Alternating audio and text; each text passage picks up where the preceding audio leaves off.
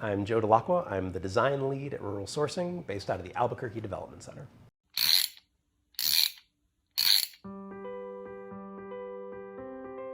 User experience is incredibly important.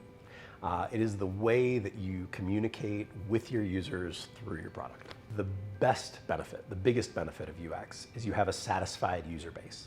And that gives you the ability to build on top of your existing platform, as opposed to just trying to fix problems over and over again. So it's incredibly important to put the user first. So let's take a look at the 3 signs that you are not putting the user first.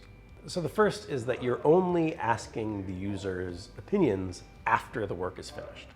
If you're not surveying the user throughout the development and design process, then you're wasting time and money potentially working on something that's not going to solve the user's problem.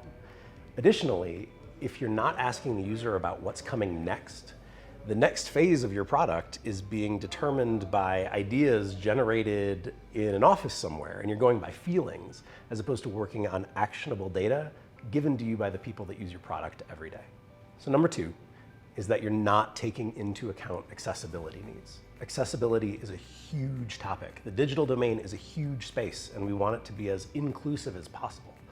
So on your application, if you're not looking at using a screen reader, or you haven't even tried navigating your application just using a keyboard and forgoing a mouse, and you're not using Wave or other type of accessibility assessment technologies, it's possible that you're frustrating and alienating part of your user base by just not thinking about them.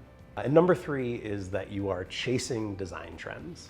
Design is always growing and changing. You can't look at a website from 6 or 7 years ago and not see the influence of Bootstrap. And nowadays you're always seeing the influence of Material UI.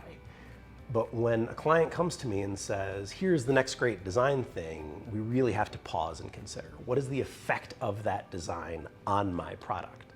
And if my product has been built in such a way that it can just jump from design to design, that means we haven't really considered what the product is saying to the customer, which means it's probably not saying anything at all. So it's good to have a foundational element of user experience, but by bringing into account these 3 things, you can take your user experience to the next level to help take you and your product into the future.